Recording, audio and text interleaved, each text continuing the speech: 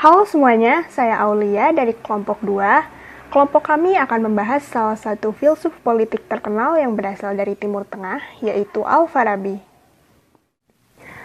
Abu Nasr Al-Farabi, atau yang sering kita kenal sebagai Al-Farabi, merupakan salah satu filsuf muslim terkenal selain Ibnu Sina. Karya-karyanya dalam filsafat merupakan yang terbaik selain dari karya-karya Aristoteles. Hanya sedikit sumber yang dapat dipercayai mengenai riwayat kehidupan Al-Farabi. Berdasarkan salah satu buku karya Leo Strauss dan Joseph Cropsey yang berjudul The History of Political Philosophy, Al-Farabi diduga merupakan seorang keturunan Turki yang lahir sekitar tahun 870 Masehi di sebuah wilayah bernama Farabi yang kini menjadi wilayah Kazakhstan. Pada awal masa studinya, ia mempelajari ilmu fikih dan ilmu hadis. Setelah itu, ia menghabiskan sebagian besar masa karirnya di kota Baghdad dengan menuntut ilmu dan menulis karya-karya. Akan tetapi, kondisi politik di kota Baghdad yang saat itu mengalami kerusuhan memaksa Al-Farabi untuk pindah ke wilayah lain yang akhirnya mengantarkan ia bertemu dengan karya-karya filsafat seperti karya Aristoteles dan karya-karya Plato. Karya-karya dan pemikiran Al-Farabi tidak hanya terbatas pada ilmu filsafat, tetapi juga ilmu matematika, ilmu politik, dan juga bidang musik. Al-Farabi meninggal dunia di kota Damaskus sekitar tahun 950 Masehi yang saat itu sedang di bawah pemerintahan dinasti Abbasiyah yang dipimpin oleh Khalifah Al-Muti. Pada kesempatan kali ini, saya Dio akan melanjutkan untuk membahas hal-hal yang memengaruhi latar pemikiran politik Al-Farabi. Pertama adalah kondisi politik. Al-Farabi hidup di tengah-tengah kondisi politik Islam yang paling kacau dan tidak ditemukan stabilitas politik di dalamnya. Putra-putra raja dan penguasa lama seperti Persia dan Turki berusaha merebut kembali wilayah dan kekayaan nenek moyangnya. Selain itu, sekelompok kaum Zen juga melakukan pemberontakan terhadap khalifah saat itu, hingga berhasil menguasai daerah sekitar Basrah. Saat itu pula lah kewibawaan khalifah telah jatuh. Khalifah tidak lebih hanyalah sebuah simbol belaka. Kekacauan pun berlangsung sampai dengan masa pemerintahan Al-Mu'tamid hingga berpindah pada masa pemerintahan Al-Muqtadir dan instabilitas politik pun semakin memuncak. Pemikiran politik Al-Farabi banyak dipengaruhi oleh situasi dan kondisi pemerintah saat itu. Sehingga dengan adanya situasi tersebut membuat pemikiran politik Al-Farabi semakin berkembang. Lalu yang kedua adalah pengaruh pemikiran filsuf Yunani terhadap Al-Farabi. Pertama adalah pengaruh dari filsuf Plato. Al-Farabi menjadi filsuf pertama yang menarik ide-ide filosofis pendahulu dan menghubungkan mereka ke ajaran agama Islam. Dia juga menarik pemikiran filsafat Plato tentang bagaimana mendirikan sebuah komunitas politik dan menempatkannya dalam sebuah konteks Islam. Konsep Al-Farabi juga tentang kota utama merupakan perpaduan antara utopianisme Platonik dengan doktrin politik Islam. Dan yang kedua adalah pengaruh dari Aristoteles. Al-Farabi mencoba menggunakan konsep-konsep Aristoteles ke dalam ide pemikirannya, terutama terhadap konsep warga dan kegiatan warga negara. Konsep warga negara dan kemampuan warga negara yang dikemukakan oleh Aristoteles tampaknya penting bagi Al-Farabi, bahwa Aristoteles yang menyatakan bahwa warga negara adalah seseorang yang telah berpartisipasi dalam urusan negara, baik itu sebagai deliberatif atau yudikatif, maka dia telah menjadi warga negara dan sejumlah orang-orang tersebut bertugas untuk mengamankan hidup kita dalam sebuah negara. Maka dari itu, dengan adanya pernyataan tersebut membuat Al-Farabi semakin yakin terhadap pengaruh dari Aristoteles tersebut. Konsep politik menurut Al-Farabi ada dua. Yang pertama adalah negara utama.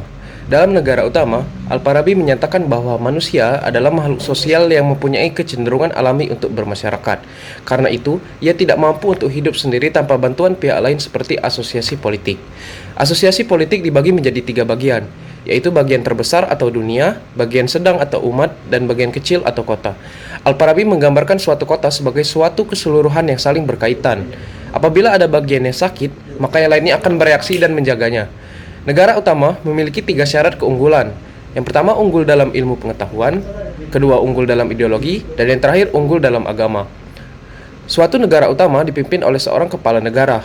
Menurut Al-Farabi, terdapat 12 kualifikasi yang harus dimiliki oleh seorang kepala negara, di mana konsep yang dikemukakannya ini memiliki kemiripan dengan konsep yang dikemukakan oleh Plato. Yang kedua adalah lawan negara utama. Terdapat 4 negara yang dijelaskan Al-Farabi sebagai lawan dari negara utama. Yang pertama adalah negara bodoh. Negara bodoh adalah negara yang penduduknya tidak mengenal kebahagiaan dan tidak pernah memikirkan kebahagiaan. Yang kedua adalah negara fasik. Merupakan negara yang prinsip-prinsipnya mengandung ideologi seperti negara utama. Namun setelah mengetahui pengetahuan tentang hal-hal tersebut, mereka menolak untuk berbuat sesuai dengan keyakinan dan pengetahuan yang mereka ketahui. Yang ketiga adalah negara sesat. Negara ini diliputi oleh kesesatan, penipuan, dan juga kesombongan. Dan yang terakhir adalah negara yang berubah. Negara yang berubah merupakan negara yang awalnya mempunyai pikiran yang sama dengan negara utama. Namun seiring berkembangnya zaman, keadaan mereka pun berganti. Pandangan hidup dan perbuatan yang menyimpang menjadi dominan di negara ini. Terdapat perbedaan antara Al-Farabi dengan pemikir yang lainnya. Perbedaan tersebut terletak pada konsep-konsep seperti jabatan kepala negara, siapa yang harus menjadi kepala negara, dan sumber kekuasaan kepala negara. Besarnya pengaruh politik Yunani dalam pemikiran Al-Farabi mengaburkan nuansa pemikiran Islam dalam konsep Al-Farabi. Konsepnya bersifat utopia, seperti konsep yang dikembangkan oleh Plato, dan tidak mungkin untuk diterapkan dalam kehidupan bermasyarakat. Perkenalkan, saya Sultan dan di sini saya ingin menjelaskan dan menyebutkan karya-karya besar Al-Farabi. Kebanyakan karya Al-Farabi berbentuk risalah, di mana Al-Farabi menjelaskan pandangannya terhadap banyak hal. Risalah yang pertama adalah Enumeration of the Sciences. Di risalah ini, Al-Farabi menjelaskan berbagai ilmu yang dia klasifikasikan menjadi beberapa divisi menggunakan metode didaktik. Di risalah ini, Al-Farabi membagi ilmu menjadi beberapa divisi, yaitu bahasa, ilmu filosofi yang dibagi menjadi subdivisi logika dan matematika, fisika dan metafisika, etika dan politik, jurisprudensi dan teologi Islam. Risalah kedua dan risalah ketiga, yaitu Civil Polity dan Virtuosity, saling berkaitan. Di sini Al-Farabi membicarakan filosofi politik seperti kualitas sebuah pemimpin yang baik. Di sini dibagi menjadi 8 kualitas, korelasi sebuah pemimpin kota dan rakyatnya, di mana pemimpin kota dianggap sebagai sebuah jantung yang merupakan organ utama, dan jantung itu mengatur semuanya. Bagaimana kota yang bajik, virtuosity, dan kota yang tidak bajik, non-virtuosity, dan juga para kelas hibrida yang ikut berkontribusi untuk membangun kota yang bajik, tetapi berkontribusi untuk tujuan lain seperti kekayaan ataupun kehormatan. Risalah keempat adalah Large Musical Treatise. Nah, risalah ini merupakan risalah tentang musik, di mana Al-Farabi ingin menjelaskan tentang prinsip-prinsip musik yang dia klasifikasikan sebagai ilmu matematika dan menjelaskan pandangannya mengenai teoris-teoris musik, dan mengevaluasinya secara kritis dan membenarkan kesalahan-kesalahan mereka. Menurut saya, karya yang masih relevan adalah sebuah bagian dari risalah Enumeration of the Sciences, yaitu dalam bagian logika. Karena di sini Al-Farabi menjelaskan banyak hal tentang logika itu sendiri, mulai dari ekspresi logika, bentuk-bentuk argumentasi dalam logika, dan juga metode-metode deduksi. Sekian dari saya. Teori Al-Farabi dapat dipraktikkan di dalam masyarakat yang mempunyai keseragaman dalam agama. Contohnya di Arab yang mayoritas penduduknya semuanya beragama Islam. Selain Arab, ada juga Brunei Darussalam yang memberlakukan hukum Islam sebagai konstitusi negaranya. Kedua negara tersebut mayoritas penduduknya adalah beragama Muslim. Lalu bagaimana dengan negara Indonesia yang mayoritas penduduknya merupakan masyarakat pluralis yang memiliki keberagaman dalam banyak hal, termasuk salah satunya agama. Kita bisa mengambil contoh pada saat perumusan Pancasila, di mana sila pertama awalnya berbunyi ketuhanan dengan kewajiban menjalankan syariat Islam bagi pemeluk-pemeluknya, yang diprotes oleh penduduk Indonesia dari bagian timur yang mayoritas bukan beragama Islam.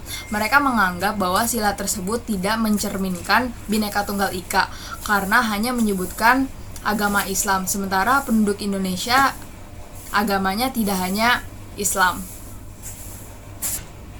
Akhirnya sila ke-1 tersebut pun diganti menjadi ketuhanan yang Maha Esa, dengan mempertimbangkan persatuan dan kesatuan bangsa. Oleh karena itu, teori Al-Farabi sepertinya tidak cocok untuk dipraktikkan di dalam masyarakat multikultural.